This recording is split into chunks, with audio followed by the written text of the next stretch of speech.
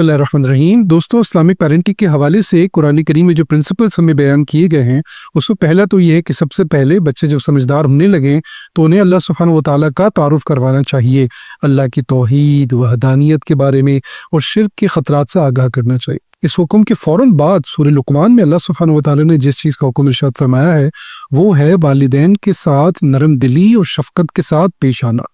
अल्लाह सुब्हानहू व तआला ने इरशाद फरमाया, ववस्सैनल इंसान बिवालिदैहि हमलतहु उम्मुहु वहनन अला वहनिन वफ़िसालुहु फ़ी आमैनि अन इश्कुर ली वलिवालिदैक इलैयल मसीर। और हमने आदमी को उसके माँ बाप के बारे में ताकीद फरमाई। किस चीज़ की ताकीद फरमाई? हुस्न सुलूक की, नेकी की, एहसान की। उसकी माँ ने उसे पेट पे रखा, कमज़ोरी पर कमज़ोरी झेलती हुई, और उसका दूध छूटना 2 बरस में है, ये कि हक मान मेरा और अपने माँ बाप का, आखिर मुझी तक आना। कुरान करीम में इस आयत की प्लेसमेंट के एतबार से हमें पता चलता है कि बच्चों को तौहीद यानी जनरली इस्लामी अकायद सिखाने के बाद जो चीज़ उन्हें सिखानी चाहिए वो है कि उन्हें अपने वालिदैन के साथ रिस्पेक्टफुली, नरमी के साथ, काइंडनेस के साथ उनको पेश आना है। This something very important to teach the.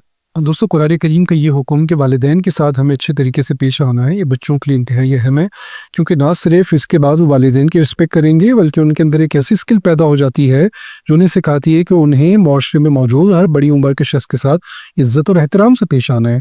और ये किसी भी तरक्की याफ्ता माशरे, और चूँकि हम इस्लाम की बात कर रहे हैं तो इस्लामी माशरे के बुनियादी उनसर है कि बड़ों की इज़्ज़त की जाए, उनकी रिस्पेक्ट की जाए, उनके साथ नरमी के साथ पेश आया जाए, और छोटों का भी हक है कि बड़े उनके साथ शफ़क़त और नरमी के साथ पेश आएँ। तो जिस माशरे में ये दोनों चीज़ें होती हैं तो वही माशरे मजबूत होते हैं, वही सक्सेसफुल होते हैं, कामयाब होते हैं, वही फैमिलीज़ स्ट्रॉन्ग होती हैं।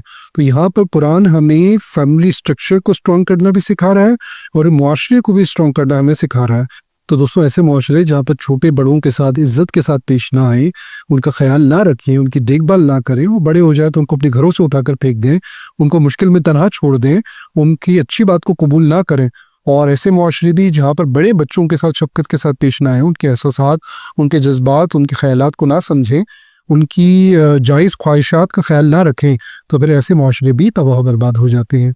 तो इसकी मिसालें हमारे सामने हैं। आज वो वेस्टर्न कंट्रीज़ के जहाँ पर आपको फाइनेंशियली, इकोनॉमिकली बहुत स्ट्रेंथ नज़र आती है, तो वहाँ पर फैमिली स्ट्रक्चर इंतहाई ज़ुबो-हाली का शिकार है, एक्सेप्ट वो फैमिलीज़ के जहाँ पर ये एटिकेट्स और मैनर्स पाए जाते हैं। इस आयत के आखिर में अल्लाह ताला ने हमें हुक्म दिया है कि हम अल्लाह का शुक्र अदा करें और साथ में अपने वालिदैन का भी शुक्र अदा करें। जैसा कि हुज़ूर अकरम सल्लल्लाहु अलैहि वसल्लम की हदीस है कि जो लोगों का शुक्र अदा नहीं करता वो अल्लाह का भी शुक्र अदा नहीं करता।